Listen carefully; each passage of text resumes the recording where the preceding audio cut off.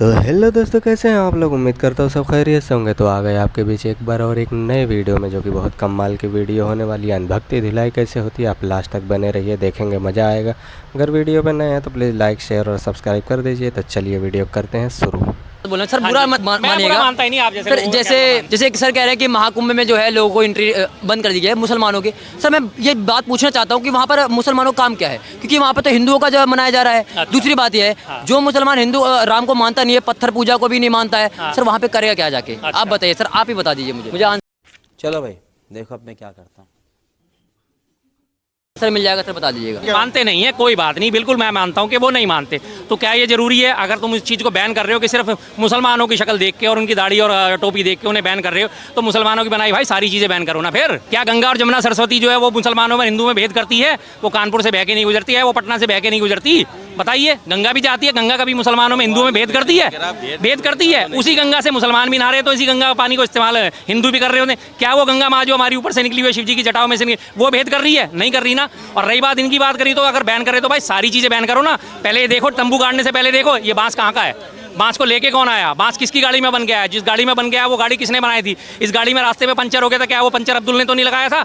सारी चीजें बैन करो ना। फिर अंडरवियर पहन रहे हो, उसकी इलास्टिक भी बैन करो, अंडरवियर का कपड़ा भी बैन करो, खादी भी बैन करो, एक एक चीज बैन करो। तुम सिर्फ शक्ल देख के बैन करने से क्या फायदा होता है? बात तो सही है। रोकिएगा, कहाँ से रोकिएगा? सर आस्था की जगह है, कहाँ से रोकिए उससे मतलब नहीं मुझे। आस्था की जगह है वो, वहाँ पर कितने सारे पुजारी पंडित आ रहे हैं, नागा साधु आ रहे हैं, ठीक है ना। ऐसे हमने बहुत सारे वीडियो भी वायरल देखे, अभी सर कहेंगे वो फेक वीडियो होंगे। मैंने बहुत सारे वीडियो देखे हैं, फूलों में थूक रहे हैं, एक मिनट सर, फूलों में थूक रहे हैं, ठीक है ना, रोटियों में थूक रहे हैं, यहाँ तक कि जूस में टॉयलेट मिला के पिला रहे हैं। सर हम कैसे भरोसा कर सकते हैं, वहाँ पे क्या जरूरत है उनका। दूसरी बात सर कह बोलने दे, तकलीफ हुआ है बेचारे को, बोल। इलाहाबाद का नाम रख के बदल दिया, कुछ और रख दिया, अलीगढ़ का बदल दिया। तो सर ये चीजें कब से हुई थी?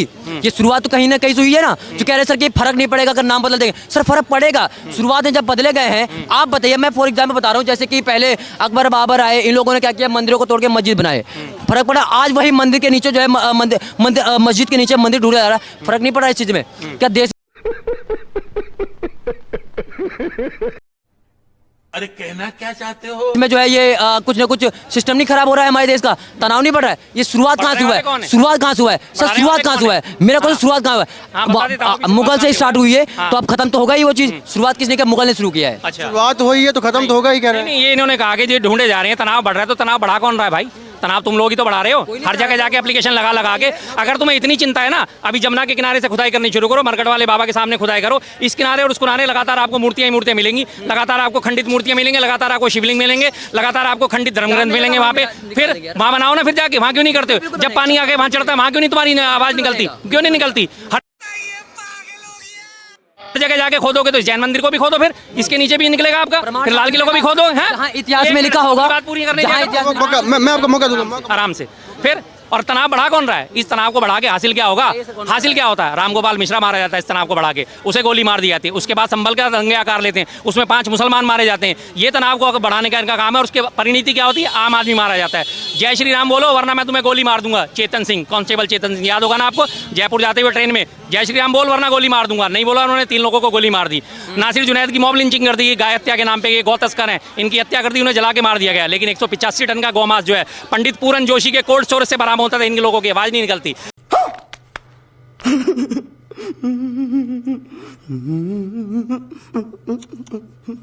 क्या बात करते हो यार, कोई तो एक सेंस लेके चला करो। पर खैर, तुम लोग कहां से सेंस लाओगे? बीजेपी के सपोर्टर हो।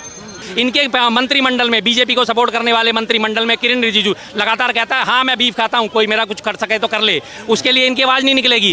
कोल्ड स्टोरेज बनाने के नाम पे जो सतीश सब्बरवाल है, सबसे बड़ा अल कबीर बूचड़ खाना चलाता है, नाम रखा हुआ है अल कबीर, सबसे बड़ा देश का बूचड़ खाना चलाता है, सबसे ज्यादा बीफ एक्सपोर्ट करता है, उससे 250 करोड़ का चंदा इनकी पार्टी खा जाती है, उसके खिलाफ इनकी आवाज नहीं निकलेगी। आवाज किसकी निकलेगी इनके खिलाफ? जो बेचारा कोई गरीब आदमी खड़ा होगा, जालीदार टोपी पहने खड़ा होगा, तहमत पहने खड़ा होगा, सिर्फ उनके नाम इनकी आवाज निकलती है। वहां इनकी जोर आजमाइश होती है। अरे तुम अगर जोर आजमाइश दिखाने का पूरन जोशी के घर क्यों नहीं गए? जोर आजमाइश दिखानी है तो वहां क्यों नहीं? सतीश सब्बरवाल, मैं पागल हूँ, मैं पागल हूँ। पाल के घर क्यों नहीं आते? किरण रिजिजू के घर क्यों नहीं आते? स्मृति ईरानी के सुने घर जो क्यों सर अभी ये बोल रहे हैं ये गोवा में सर जो कह रहे हैं कि गरीब आदमी देखते जाली टोपी पहने तो उनके लिए वो कर मैं क्या तो है? मैं बिल्कुल विरोध नहीं करता हूँ। मुसलमान देश के हैं वो तो रहेंगे और भाई मैं उनको मानता भी हूँ, ऐसा नहीं है सर, लेकिन तनाव बढ़ाने की बात करें मैं कह रहा हूँ ना सर, अगर जो करेगा गलत वो तो पकड़ा जाएगा। दूसरी बात है अभी ये बोल रहे थे कि संभल में पहले हरिहर मंदिर था, क्या वहाँ पे मिल नहीं रहा है, क्या निकला नहीं है? और दूसरी बात ज्ञानवापी मंदिर में आप जाके देख लिया, पहले मस्जिद है ना, कौन से ऐसे मस्जिद पे जो है सतिया बना हुआ है बताइए ना, ओम बना हुआ है वहाँ पे पाया गया। अब वहाँ पे जब वहाँ पे सुगली नहीं कह रहे वो फार है भैया, ये जो 14-15 साल पहले कौन बनाता था फुहारा, कौन बनाता था, कौन बनाता था बताइए नहीं सर, पता ना तुम्हें? बताइए ना।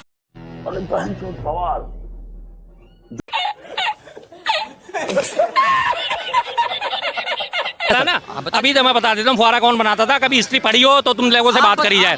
अभी तो तुम एक तरफ कहते हो भारत विश्व गुरु था, सबसे पहला हवाई जहाज भारत में बना, मानते हो? वेदों में हमारे सब चीज लिखी गई है, जो भी नया आविष्कार होता हमारे तो अरे सुन क्यों नहीं रहे यार, जो भी बात होती है नया कभी कहीं भी पूरे विश्व में कहीं भी एक नया आविष्कार हो जाए हमारे वेदों में तो पहले से लिखा हुआ है हमारे, तो इसका मतलब तुम वेदों को ही झुटलाते हो। तुम खुद ही कहते हो कि ये चीज गलत है। एक तरफ तुम कहते हो कि पत्थर जो है तैरने वाले उनसे हमने पुल बना दिया हजारों साल पहले भगवान श्री राम के टाइम पे, उसी चीज को तुम निकारते हो कि हमारे यहाँ इंजीनियरिंग नहीं थी कि फुहारा कैसे बन गया।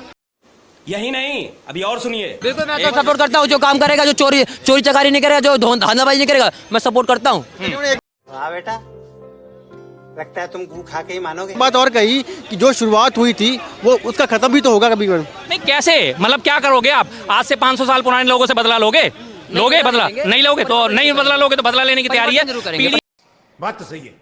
आराम से आक्रमण करा था, किसके ऊपर करा था? इब्राहिम लोधी के ऊपर। पहला युद्ध कितना हुआ? बाबर और इब्राहिम लोधी का हुआ था। लोधी कौन था? वो भी मुसलमान था ना। लोधी से पहले के वंशज उठा के देखो कौन थे, कौन था, कौन सा वंश था उससे पहले? तुगलक वंश चलता था। तुगलक वंश से पहले कौन सा वंश चलता था? खिलजी वंश चलता था, वो भी मुसलमान। खिलजी वंश से पहले कौन सा चलता था? दिल्ली सल्तनत जिसमें रजिया सुल्तान थी। उससे पहले कौन सा चलता था?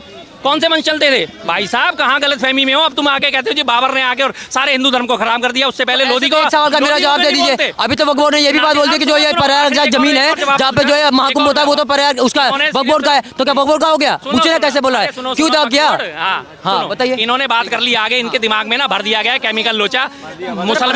मुसलमान मतलब मुगल, मुसलमान मतलब मुगल। अब ये बार बार मुगलों को लुटेरा ठहराते हैं। अब जो वास्तविक लुटेरा था, जो वास्तविक लुटेरा उसका इन्होंने कभी नाम नहीं लिया। इस पूरे चांदनी चौक में नादिर शाह ने कत्लेआम मचा दिया था। पूरे चांदनी चौक में कोई एक ऐसी जगह नहीं है कि जिस जगह पे लाश ना गिरी हो। यहाँ जहाँ तुम खड़े हो ना, इस जगह पे भी लाश गिरी होगी। सारे कटरे सारे एक ही दिन में 30,000 लोगों को उसने कत्लेआम कर दिया था और 80 करोड़ की दौलत यहाँ से लूट के लेके गया था, तख्ते ताउस लेके गया था। उसके लिए इनकी आवाज नहीं खुलती क्योंकि इनको कभी पढ़ाया नहीं, इनके दिमाग में ठूस दिया मुसलमान मतलब मुगल।